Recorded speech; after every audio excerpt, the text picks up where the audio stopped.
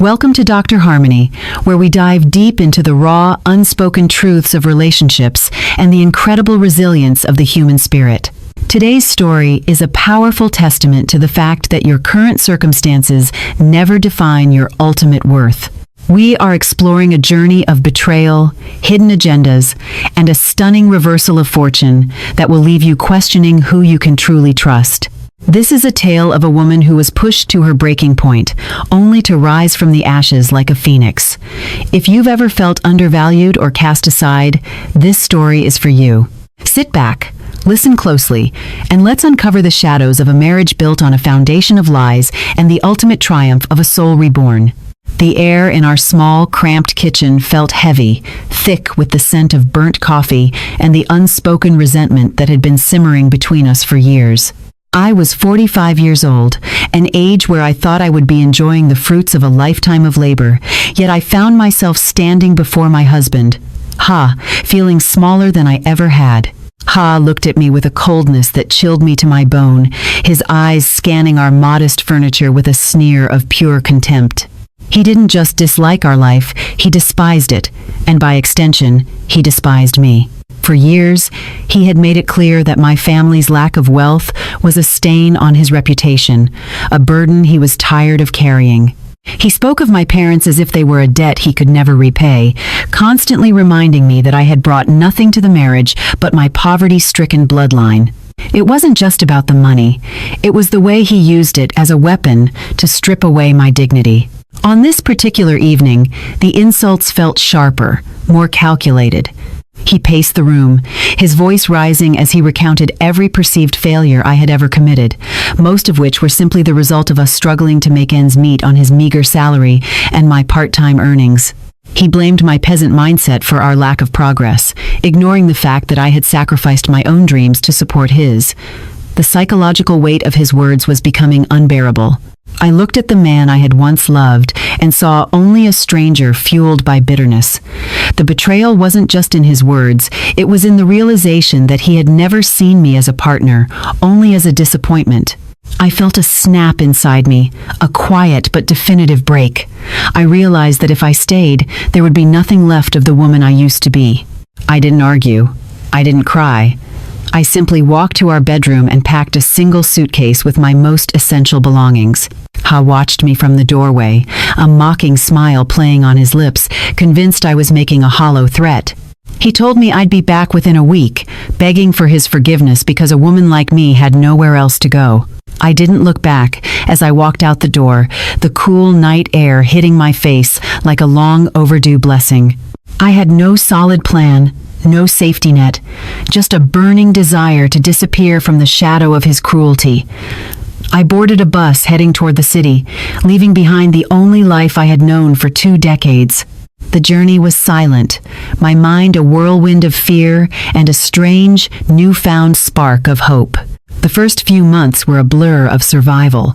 I took jobs that most people my age would find demeaning, scrubbing floors, working long shifts in kitchens, sleeping in a tiny shared room in a boarding house. But in that struggle, I found a strength I never knew I possessed. Without Ha's constant belittling, my mind began to clear. I started noticing opportunities I would have been too afraid to pursue before.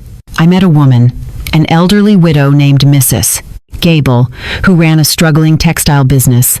She saw something in me, perhaps the same desperation and determination she once had. She took me under her wing, teaching me the intricacies of the trade, from fabric sourcing to market trends. I worked 18 hours a day, fueled by a quiet rage and a promise to myself that I would never be looked down upon again. As the years passed, my role in the business grew. I realized I had a natural knack for negotiation and a vision for design that resonated with a modern audience. Together, Mrs. Gable and I transformed her small shop into a thriving enterprise. We expanded, we innovated, and slowly, the poor girl Ha had mocked was replaced by a woman of substance and wealth. I wasn't just earning money, I was building an empire. I changed my name, my style, and my outlook on life. My 45th year had been the end of an era, but my 50th was the beginning of a reign. Yet, Despite the success, a small part of me remained tethered to the past. I needed closure. I needed to see the man who thought I was nothing, not for revenge, but to officially sever the ties that still lingered in my legal records. I decided it was time to return, not as the broken wife, but as a woman who had conquered her demons. I hired a private investigator to find Ha, curious to see what had become of the man who thought he was too good for me. The report came back a few weeks later, and the contents were startling. Ha hadn't moved up in the world as he had always boasted he would. In fact, he had spiraled. He had lost his job shortly after I left, his ego preventing him from taking anything he deemed beneath him. He was living in the same dilapidated house, now even more run down, drowning in debts and bitterness. The irony was almost poetic. He had blamed me for his poverty, yet without me there to blame, he had let himself sink into the very abyss he feared.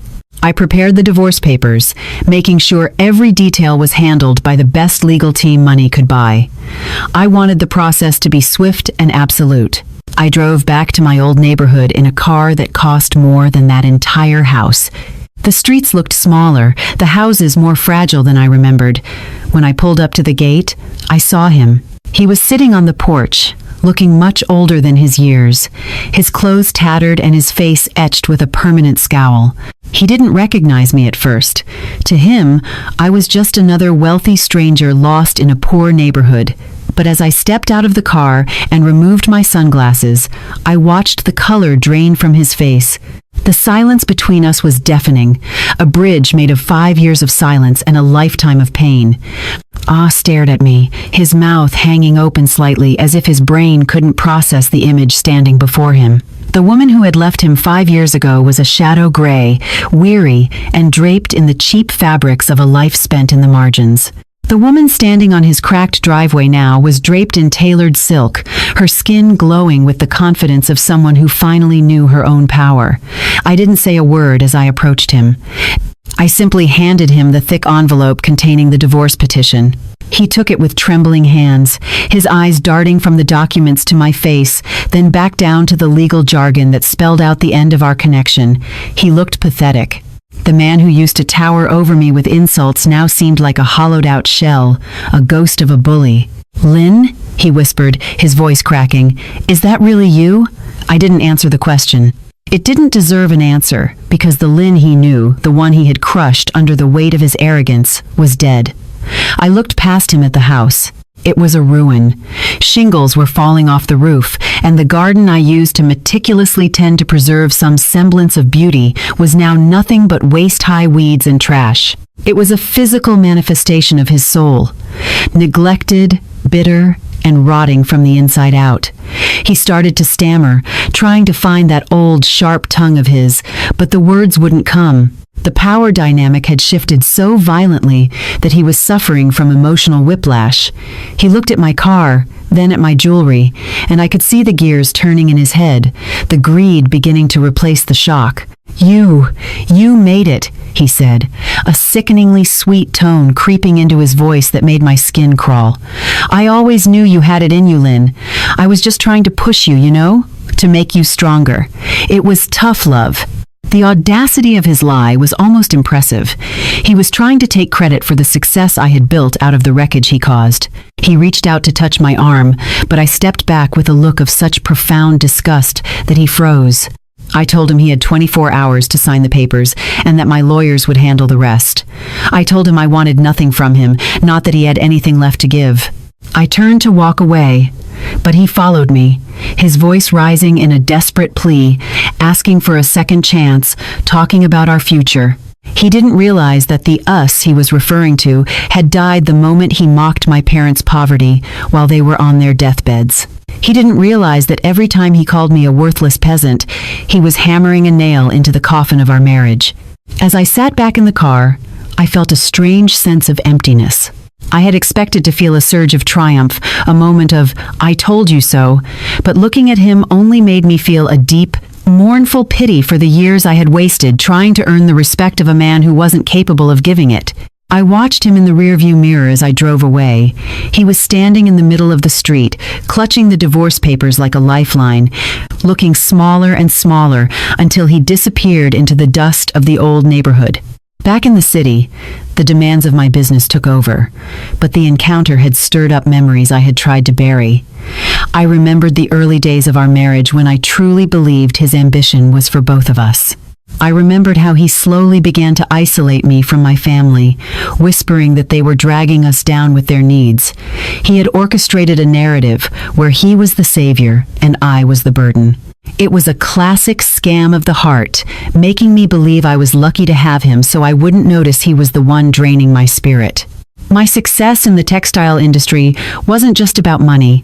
It was my way of proving to the world and to myself that the peasant blood he mocked was actually the source of my resilience and work ethic. I spent the next few days in a whirlwind of meetings, but my mind kept drifting back to the look in his eyes when he realized I was wealthy. It wasn't love or regret, it was hunger. I knew he wouldn't just sign those papers and disappear. He was a predator who had lost his prey, and now that the prey was fattened up, he would try to find a way to sink his teeth back in. I alerted my security team and my legal counsel to be prepared for anything. I knew that the drama wasn't over.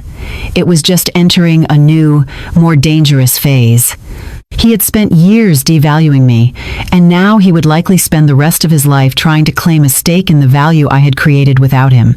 Sure enough, a week later, I received a call from my office's front desk. A man was downstairs, claiming to be my husband, causing a scene and demanding to see his wife. He was telling anyone who would listen that I had abandoned him in his time of need, and that I was legally obligated to share my fortune with him. He was playing the victim, using the same manipulative tactics he had used behind closed doors, but this time, he was doing it in public. I felt a surge of cold fury. He was trying to embarrass me, to use my new status against me, but he didn't realize that I wasn't that scared girl anymore. I told the security to let him up. I wanted him to see exactly what he was up against. I wanted him to see the world I had built, a world where he was nothing more than a speck of dust.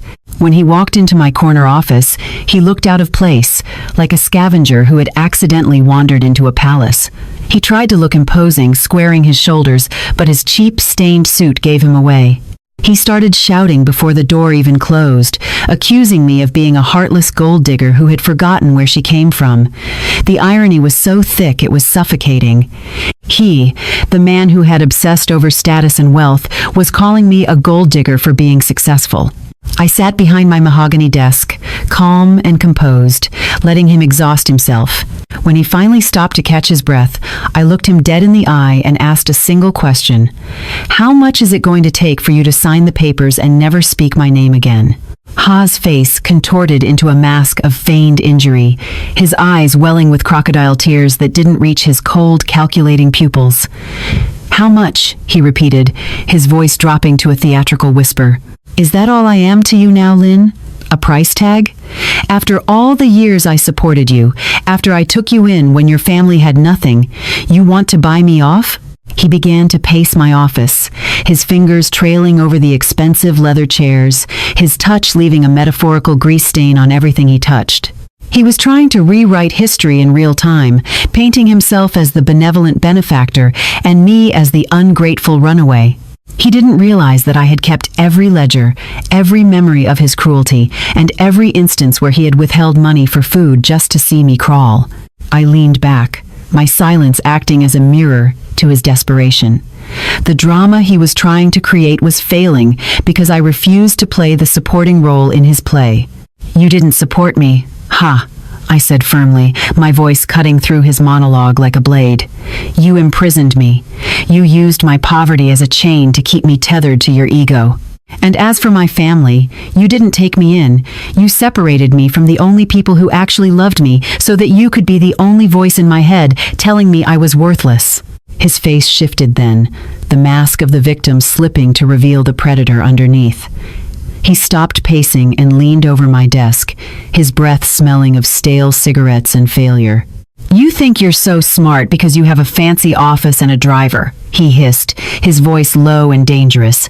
"But you're still just a poor girl from the slums. All of this? It's marital property. I've talked to a lawyer, a real one. Since we never divorced, half of everything you've built belongs to me. Every fabric, every thread, every cent in your bank account, I own half of it." He let out a dry, hacking laugh that echoed against the glass walls of my office. This was his scam, his final play. He thought he could use the law to finish the job he started years ago. He thought he could reap the harvest of a field he had only ever salted.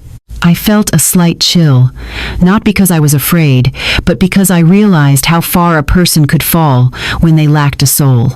I opened my desk drawer and pulled out a blue folder, sliding it across the polished surface toward him.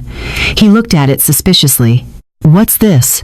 A check?" he asked, his greed momentarily overriding his anger. I signaled for him to open it. Inside were not checks, but copies of documents he had long forgotten.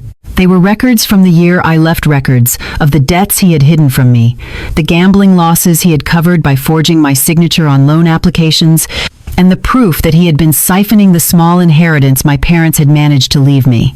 "You want to talk about marital property, huh? Let's talk about the debt you incurred in my name while I was working 3 jobs, I said, my voice steady. "Let's talk about the fraud you committed. If we go to court for a fair distribution of assets, I will make sure the judge sees every single one of these. I don't just want a divorce. I want a full accounting of your criminal negligence. By the time my lawyers are done, you won't just be poor. You'll be in a cell." The color drained from his face again, but this time it stayed away. He stared at the evidence of his own past misdeeds, realizing that while he had been sitting on a porch rotting, I had been building a fortress of protection. He snatched the papers, his hands shaking so violently he almost tore them. He tried to claim they were fakes, that I was framing him, but his voice lacked conviction. He knew the truth was written in black and white. He looked around the office, looking for an exit, looking for a way to maintain his dignity, but there was none left. He was a small man in a very large room, and the walls were closing in. I gave him a choice. He could sign the divorce papers right now, waiving all rights to any future claims, and walk out with a modest sum enough to pay off his immediate debts and move to another province, or he could fight me and lose everything, including his freedom. The silence in the room was heavy, broken only by the hum of the air conditioning. I watched him struggle with his pride. It was a physical battle, his shoulders tensing and relaxing as he weighed his options. He hated me. He hated that I was the one holding the power. But more than he hated me, he loved himself, and he was terrified of the consequences I was laying out. He looked at the pen on my desk as if it were a weapon. Finally, with a curse under his breath, he grabbed the pen and scribbled his name on the documents. He didn't even read them. He just wanted it to be over. He wanted to escape the presence of the woman he could no longer control. As he finished the last signature, I felt a weight lift off my shoulders that I hadn't even realized I was carrying. The legal bond was severed. I signaled to my secretary to bring in the envelope with the cash I had prepared, a severance package for the years of misery. I didn't hand it to him. I placed it on the edge of the desk. He grabbed it with the desperation of a starving animal and turned to leave without a word. But just as he reached the door, I called out his name one last time. He paused, his back to me, his posture slumped and defeated. "Ha," I said, my voice soft but clear. "You always said my family was poor, but they left me with something you'll never have. The ability to earn a living with honest hands. You have the money now. Don't waste it trying to be someone you're not." He didn't respond. He simply walked out of the door and out of my life, leaving behind the ghost of the 45-year-old woman he had tried to destroy. I walked over to the window and watched him exit the building, a small, insignificant figure merging into the crowded city streets. He was gone, and for the first time in my life, I was truly, legally, and spiritually free. The silence that followed Ha's departure was the most beautiful sound I had heard in years. I sat back in my chair, the leather cool against my skin, and watched the sun begin to set over the city skyline. Gold and purple hues bled across the glass buildings, reflecting a world that was now entirely mine to navigate. I thought about the woman I was 5 years ago, the one who shivered in a cold kitchen while being told she was a burden. That woman was a stranger to me now. But as the adrenaline of the confrontation faded, a new realization hit me. Ha was gone, but the scars of his betrayal had deeper roots than a court document could ever pull up. I had won the battle, but I was still learning how to live in the peace that followed. Over the next few months, my business reached heights I had never imagined. The Lynn brand became synonymous with luxury and resilience. I was invited to galas, interviewed by magazines, and hailed as a self-made titan. Yet, every time a man approached me with a smile, I felt a reflexive tightening in my chest. Ha's voice would echo in the back of my mind, whispering that they only wanted what I had, not who I was. The scam he had pulled on my heart, making me believe I was inherently unlovable without his guidance, was a ghost that haunted my success. I realized that wealth had fixed my lifestyle, but it hadn't yet fixed my soul. I decided to use my resources to ensure no other woman in my position would feel as trapped as I once did. I started a foundation, a sanctuary for women of a certain age who had been discarded by their families or drained by predatory marriages. I called it the Phoenix Hearth. It wasn't just a charity, it was a training ground. We provided legal aid, psychological counseling, and, most importantly, vocational training in the textile and design arts. I spent my evenings there, not as a CEO, but as a mentor. I saw my own reflection in their tired eyes and trembling hands. One evening, a woman joined us who reminded me so much of my younger self, it made my heart ache. Her name was Mai. She was 42, and her husband had recently forced her out of their home after finding a younger, more profitable partner. Listening to Mai's story, I realized that the drama of my life wasn't unique. It was a systemic cycle of devaluation. Her husband had used the same tactics as Ha, belittling her background, gaslighting her into believing she was incompetent, and slowly stripping away her financial independence. As I guided Mai through the process of rebuilding, I found myself healing alongside her. I realized that my wealth wasn't just for my comfort, it was a shield I could extend over others. However, as the foundation grew, it began to attract public attention, and with that attention came the shadows of my past once again. I received an anonymous letter at the office one morning. It wasn't a threat, but a photograph. It was a picture of me and Mrs. Gable from the early days, back when I was still wearing hand-me-down clothes and working in the dusty warehouse. On the back, a message was scrawled in a familiar, shaky hand. "You can't hide the dirt you came from. Everyone will know the Queen started as a thief." I knew immediately it was Ha. The money I had given him hadn't bought his silence. It had only funded his obsession with my downfall. He was trying to frame my success as something criminal, perhaps implying I had stolen from Mrs. Gable or cheated my way to the top. I didn't panic.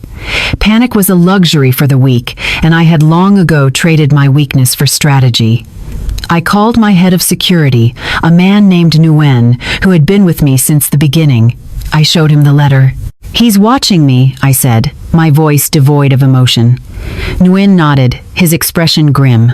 We knew Ha couldn't touch me physically. I was too well protected, but he was going after my reputation, the one thing I had spent 5 years building with sweat and integrity. He was planning a final scam, a character assassination that would play out on the very stage I had built. I learned through my investigators that Ha had been frequenting low-end bars, telling anyone who would listen a twisted version of our story. In his version, I was the one who had stolen his life savings and run away to build a business with dirty money. He was painting himself as the victim of a calculated plot, a husband left behind by a greedy wife. It was a desperate, pathetic attempt to claw back some sense of importance. He was even trying to contact local tabloids, offering them exclusive details about my supposed criminal past. He wanted to turn my triumph into a scandal, to drag me back down into the mud where he felt I belonged. I sat in my office, looking at the city I had conquered. I could have easily hushed him up with more money, or had him intimidated into silence. But I knew Ha. He was a parasite.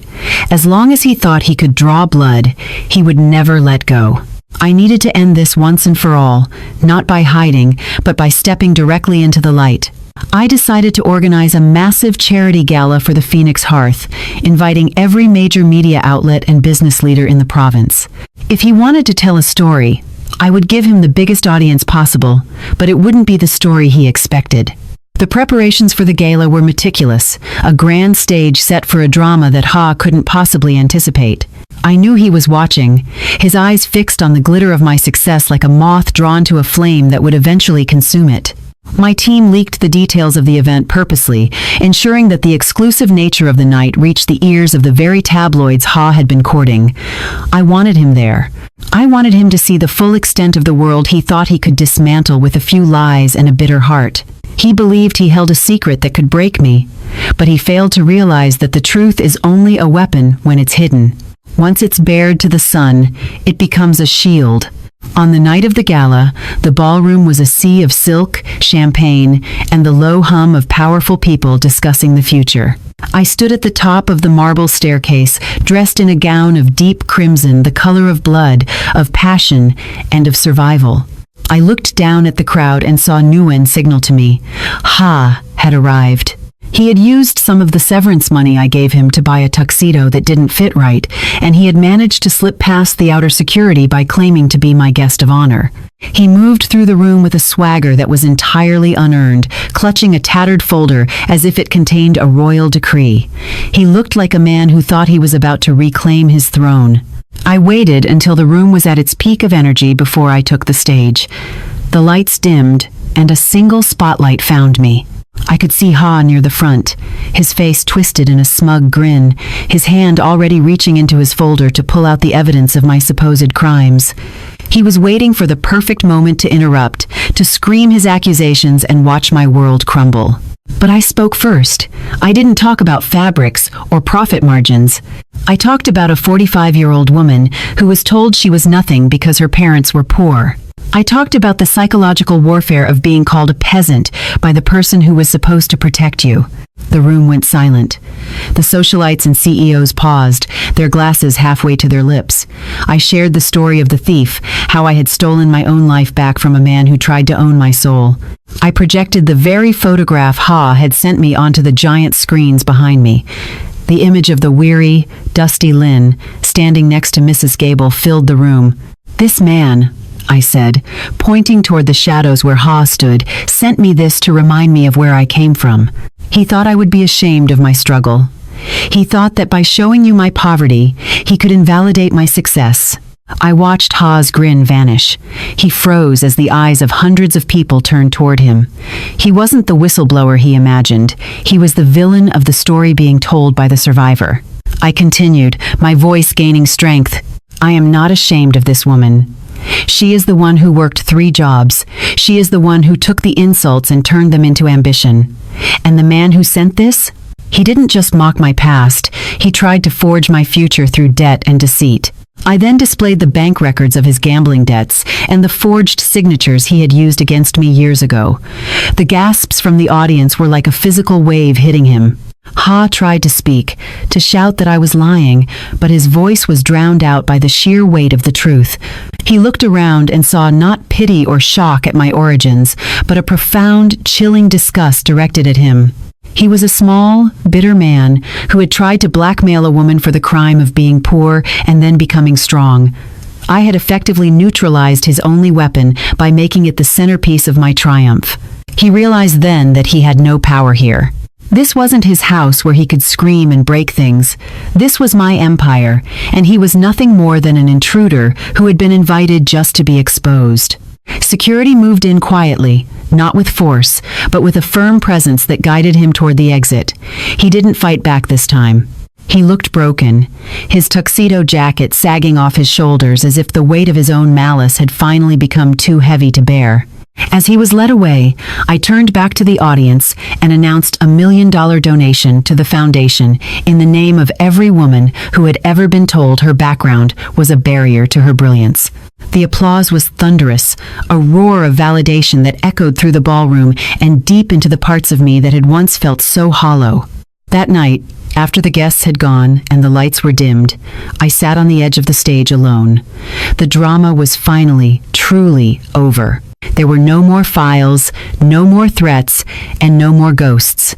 I had walked through the fire of his betrayal and come out not just unburnt, but forged. I realized that the greatest scam Ha ever pulled wasn't stealing my inheritance or trying to take my business. It was making me believe for 20 years that I was the problem.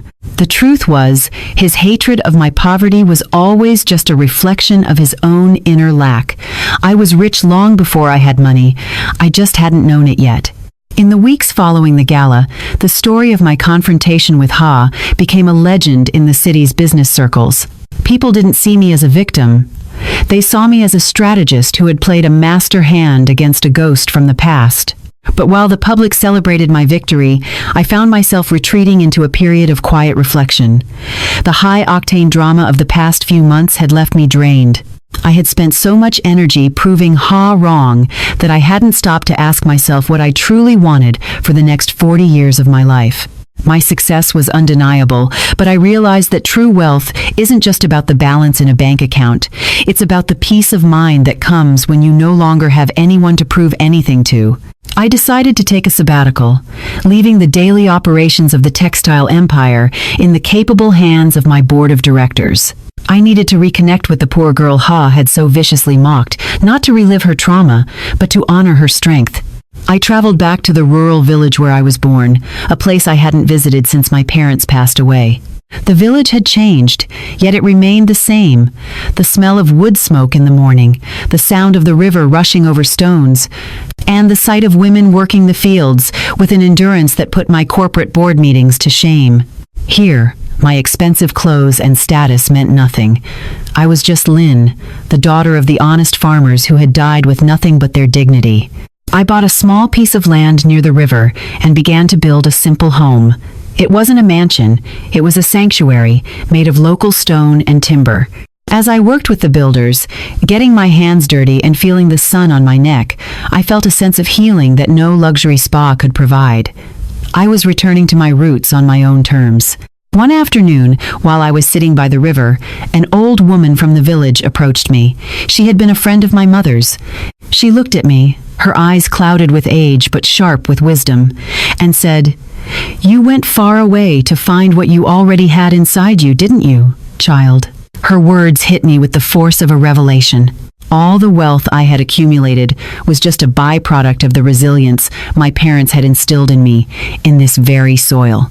Meanwhile, back in the city, the ripples of Ha's public humiliation continued to spread. Without the ability to leech off my reputation or my finances, he had become a pariah. I heard through wind that Ha had tried to sue the tabloids for emotional distress, but no lawyer would take the case. He was a man who had built his life on the scam of being superior, and now that the world knew he was the one who had failed, he had nowhere to hide. He had spent his life chasing a version of rich that was hollow, never realizing that my poverty was actually a wealth of character he could never hope to possess. He was truly the poorest man I had ever known, not because of his empty pockets, but because of his empty heart. During my time in the village, I began to envision a new project. I didn't want to just give money to charities. I wanted to create a sustainable bridge between the rural craftsmanship of my home and the high fashion markets of the city. I started the Ancestral Threads initiative, hiring the women of my village to produce traditional weaves that I would then integrate into my luxury collections. I paid them 3 times the market rate, ensuring they had the financial independence I had fought so hard to achieve. This wasn't about helping them, it was about recognizing their value, the very value Ha had tried to make me forget I possessed. I spent my evenings teaching the village children how to read and write, sharing stories of the world beyond the hills, but always emphasizing that their worth was not defined by where they started. I felt a profound sense of purpose that surpassed anything I had felt in a boardroom. I was no longer running away from my past. I was using it to pave a way for others. The drama of the betrayal, the sting of the insults, and the coldness of the divorce had all been catalysts for this new life. I realized that Ha hadn't just been a villain in my story. He had been the friction that created the diamond. One evening, a courier arrived at my village home with a letter. It was from a hospital in the city. Ha had been admitted after a collapse brought on by years of neglect and stress. The doctors said he didn't have much time, and he had asked to see me one last time. My first instinct was to ignore it. He didn't deserve my time or my mercy. But as I looked out at the river, I realized that holding onto the grudge was the last remaining chain he had on me. To truly be free, I had to face the man who had tried to destroy me, not with anger, but with the ultimate weapon, indifference. I drove back to the city, the familiar skyline appearing on the horizon like a memory from another life. The hospital was a sterile, quiet place, a stark contrast to the vibrant life I had built in the village. When I walked into Ha's room, I barely recognized him. He was a shadow of the man who had screamed at me in my office. The arrogance was gone, replaced by a hollow-eyed terror of the end. He looked at me, and for the first time in 25 years, I didn't see a monster. I saw a small, frightened man who had wasted his entire life hating the wrong things. Ha looked at me, his eyes searching my face for a flicker of the old fear he used to ignite so easily. But as he scanned my expression, he found only a calm, steady gaze. There was no hatred left in me to give him, and in a way, I think that hurt him more than any insult could have. He had spent his life wanting to be the center of my world, even if it was as a tormentor.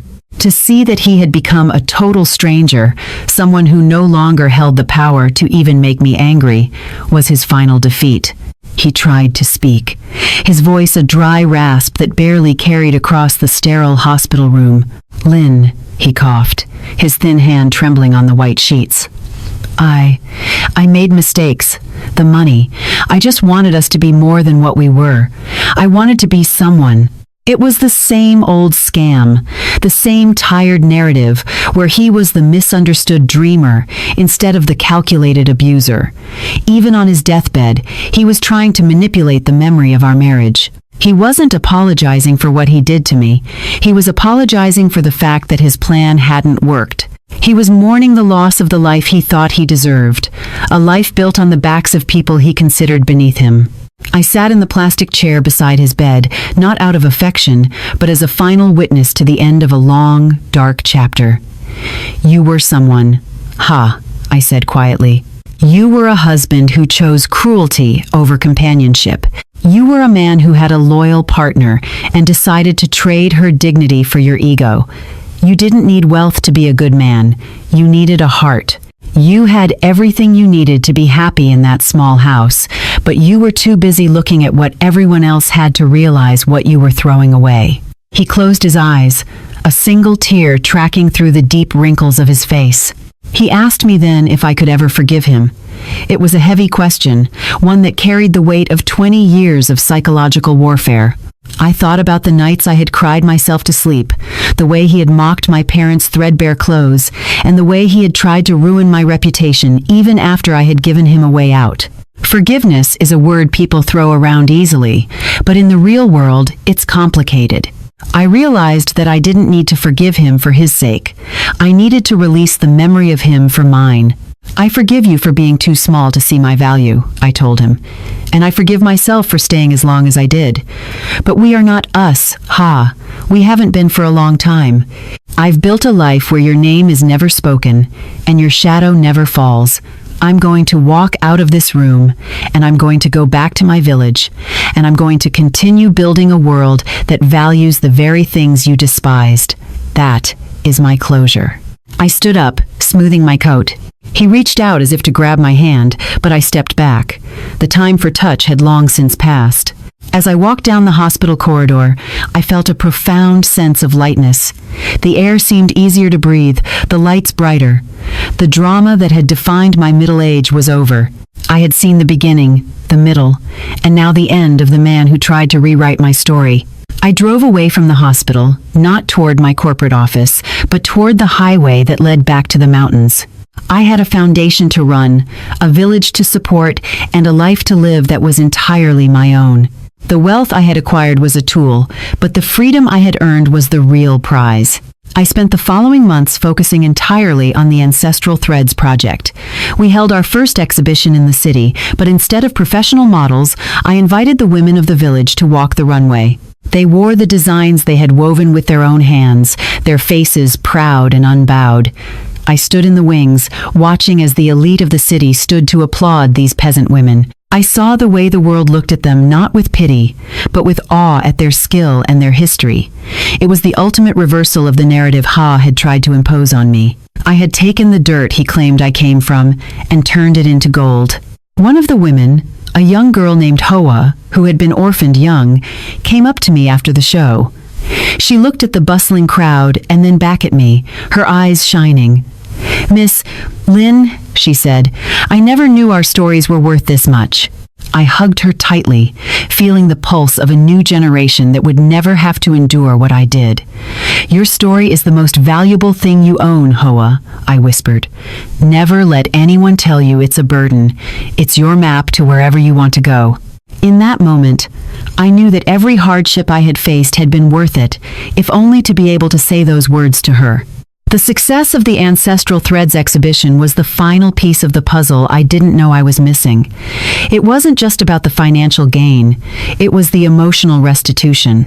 As the news of the project spread, I began to receive letters from across the country, women who had been told their age or their background made them obsolete, finding a new spark of hope in my story. I realized that my life had become a lighthouse for those navigating the same dark waters I once nearly drowned in.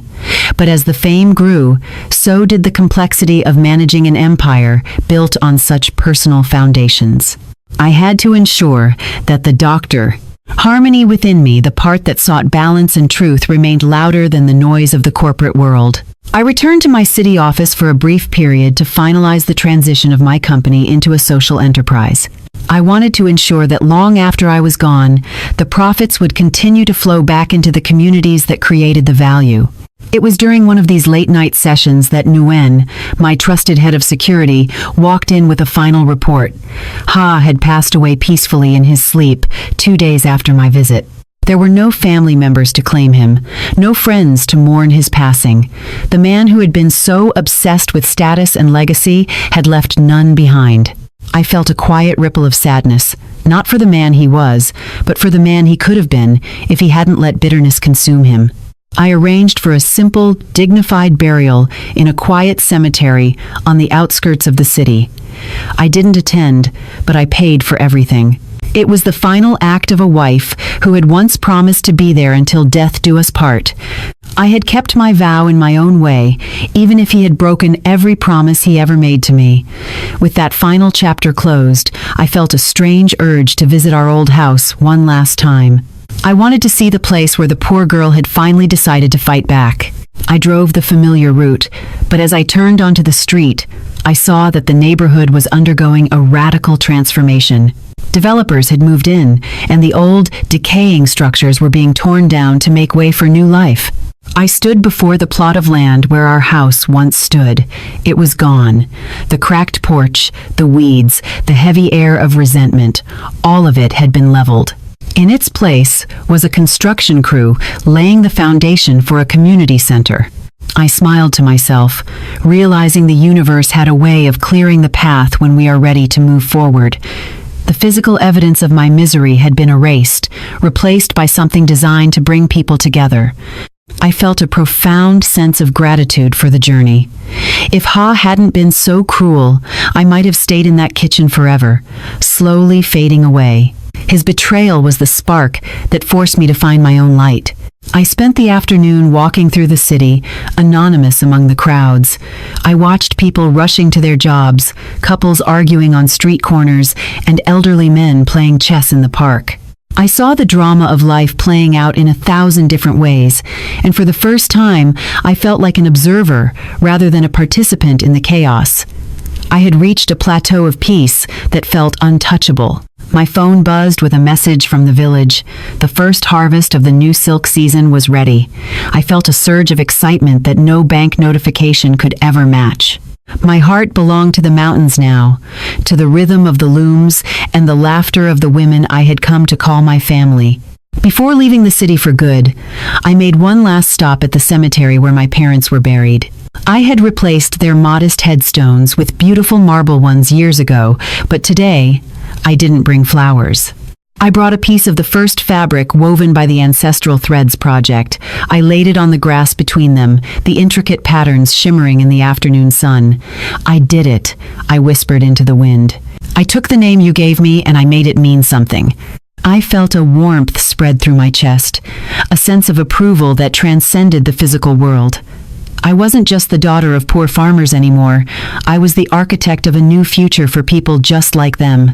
The drive back to the village was long, but I enjoyed every mile. The transition from the concrete jungle to the lush green of the countryside felt like a shedding of skin. By the time I reached my stone house by the river, the stars were beginning to peek through the twilight. I sat on my porch, listening to the water, and realized that at 45, I thought my life was over. At 50, I realized it had only just begun. The drama of the past was merely the prologue. The real story was the one I was writing now, with every breath and every choice made in freedom. I was no longer defined by what was taken from me, but by what I chose to give. As I prepared for bed, I looked at a photo on my nightstand. It was a picture of me, and several other women from the foundation, all of us laughing during a workshop. We weren't CEOs or victims in that photo. We were just women who had rediscovered our worth. I realized then that the ultimate scam is believing that our value is something others can give or take away. It is an internal flame, and while it can be dimmed by cruelty, it can never be truly extinguished unless we allow it. I drifted off to sleep, the sound of the river, a lullaby for a soul that was finally, completely at home. The transition from being a woman who was discarded to a woman who was distinguished did not happen overnight, and even now, as I looked out over the thriving community I had built, I realized that the journey was never truly about the destination. It was about the evolution of the spirit. My village had become a beacon of hope. People from all over the world were now traveling to see how a woman with nothing but a broken heart and a background of poverty could create a sustainable ecosystem of empowerment. The drama of my marriage to Ha felt like a story I had read in a book long ago, a cautionary tale of what happens when one person tries to extinguish the light of another. But even in this paradise, new challenges emerged. A large multinational corporation approached me with an offer to buy Ancestral Threads. They offered a sum of money that would have made even the wealthiest person's head spin. They promised to take the brand global, to put our fabrics in every high-end boutique from Paris to New York. On the surface, it looked like the ultimate validation, the final triumph. But as I sat in the meeting, looking at the men in their expensive suits and their clinical spreadsheets, I saw a familiar glint in their eyes. It was the same look Ha had when he looked at my parents' small inheritance, the look of someone who saw a resource to be exploited, not a soul to be nurtured. They spoke of efficiency, scaling, and cost-cutting. They suggested that we could move the weaving to factories to increase output, replacing the hands of the village women with the cold precision of machines. They told me that the story of the poor woman rising up was a great marketing tool, but the reality needed to be more profitable. I felt a familiar coldness settling in my chest. They were trying to pull the same scam Ha had, only on a much larger, more professional scale. They wanted to buy my history and then erase the very people who made it possible. They thought that because I was once poor, I would be easily blinded by the glitter of their gold. I let them finish their presentation. I watched the charts and the projections, and then I stood up. I didn't need a lawyer to speak for me, and I didn't need to consult a board. "You've missed the point entirely," I said, my voice echoing in the silent boardroom. "The value of this company isn't in the profit margin. It's in the calluses on the fingers of the women who weave these fabrics. It's in the fact that a 45-year-old woman who was told she was worthless now has a roof over her head and food on her table because of her own skill. You want to buy a brand, but I am building a legacy. Your money cannot buy the dignity of my people." They looked at me as if I were insane. To them, refusing that much money was the ultimate sin of business. But I walked out of that meeting feeling more powerful than I ever had. I realized that my wealth had given me the greatest luxury of all, the ability to say no. I didn't need their millions to prove I was successful. I had the proof in the eyes of every child in the village who now had a school to go to. I returned to the mountains and called a meeting of all the weavers. I told them about the offer and why I had turned it down. I told them that we were not for sale, not now, not ever. The celebration that followed was better than any gala I had ever attended. We danced under the stars, the music of our ancestors filling the valley. I saw Mai, who was now running the training center, laughing with a group of new students. I saw Hoa, the young orphan, who was now our head designer, showing off a new pattern that incorporated the shape of the river. These were my dividends. This was the interest on the investment I had made in myself when I walked out of Ha's house with nothing but a suitcase. The poor girl had become the queen of her own world, and her kingdom was built on the solid ground of truth. As I sat by the fire that night, I thought about the cycle of life. I was 55 now, and the gray in my hair was a crown of experience I wore with pride. I had lived through the betrayal of a husband, the scam of a marriage built on lies, and the drama of a public fallout. I had seen the rise and fall of a man who thought money was the only measure of a person's worth. And through it all, I had remained. I had not just survived, I had flourished. I realized that the woman who left that kitchen 10 years ago wouldn't even recognize the woman I was today, and that was the greatest victory of all. I picked up a pen and started writing my own story, not as a victim of a cruel husband, but as the author of a new way of living. I wanted to make sure that the lessons I had learned weren't lost. I wrote about the importance of knowing your own value, even when the person closest to you is trying to convince you that you have none. I wrote about the power of walking away and the courage it takes to start over when the world says it's too late. I knew that my words would find their way to someone who needed them, someone who was currently standing in a dark kitchen, wondering if they were enough. The sun began to set behind the peaks of the mountains, casting long, golden shadows across the valley, where my life had finally found its rhythm. I sat on my porch, finishing the final lines of the memoir I had been writing. It wasn't a story of revenge, though there was plenty of room for it. It was a story of reclamation. I looked at the title I had chosen, The Loom of Resilience. It felt fitting. Like a piece of fabric, my life had been woven from threads of both darkness and light, of poverty and abundance, of betrayal and deep, unconditional loyalty. As I closed the notebook, I saw a car winding its way up the mountain road. It was Mai, returning from the city with news of our latest project. She stepped out of the car, looking vibrant and full of life, a far cry from the broken woman she had been when she first arrived at the foundation. She held up a magazine with a beaming smile. "Lynn, look! They featured our story, but they didn't focus on the money. They focused on the change we're making." I took the magazine and saw the headline, "The Woman Who Wove Hope from Hardship." We spent the evening talking about the future. We planned to open 3 more centers in the neighboring provinces, reaching even more women who felt they had reached the end of their rope. I realized that my wealth was no longer a shield to hide behind, but a bridge to connect with others. I had spent so much of my 45 years being told I was a burden because of my family's lack of gold, but now, at nearly 60, I knew the truth. My family's poverty had actually been a rich inheritance of spirit, a legacy of grit that no bank could ever hold. Ha was long gone, and the house we shared was now a memory buried under the foundation of a community center. The drama that once consumed my days had been replaced by the quiet, steady work of building something that would outlast me. I wasn't just a woman who got rich to spite a man. I was a woman who discovered that her worth was inherent, independent of anyone's approval.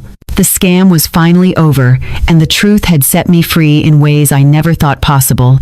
As I looked out at the lights of the village twinkling like stars on the valley floor, I felt a deep, abiding sense of peace.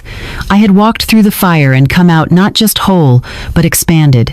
Every insult from Ha, every cold night in the boarding house, and every difficult decision in the boardroom had led me to this moment of absolute clarity. I was Lynn, daughter, weaver, survivor, and leader. And for the first time in my life, that was more than enough. The story of my life taught me that the world may try to label you by your past or your bank account, but those labels are only as strong as your belief in them. If you are standing in a place of darkness today, remember that the thread hasn't broken yet. You are the weaver of your own destiny, and it is never, ever too late to change the pattern and start a new design. Thank you so much for joining me today on Dr. Harmony. If this story of resilience and triumph touched your heart, please consider subscribing to our channel and hitting the notification bell. Your support helps us share more stories of hope and transformation. Until next time, remember, your worth is infinite. See you in the next video.